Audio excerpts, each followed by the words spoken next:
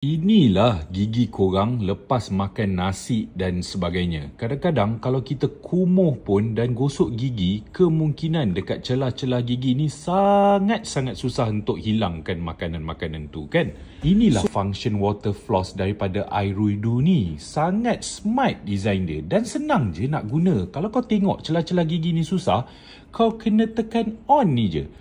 Nampak air dia keluar dan kau boleh tembak segala-gala kotoran yang keluar tu. Macam tu je guys. Kan? Kalau kita gosok gigi ni sangat-sangat susah nak hilangkan dia. Dan yang paling best, dia banyak orang kata option nak kuat ke, nak smooth ke dan sebagainya. Untuk keselesaan korang gunalah kan. Nampak tu. Celah-celah gigi segalanya hilang. Lagi-lagi dekat bawah-bawah gigi ni. Susah. Kau tembak macam tu je bila guna benda ni. Bukannya susah pun. Kan?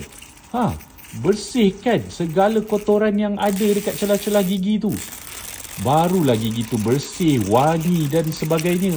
Senang je. Tak susah pun. Kau boleh pilih soft, kau pilih hard. Macam-macam kau boleh pilih. Habislah dinding-dinding aku sekali tercuci. Nampak? Bila kau dekat dalam toilet tu, senanglah cuci kan. Bagi bersih. Alright? So, kat mana kau nak cari benda ni? Kau cari dekat beg kuning, guys.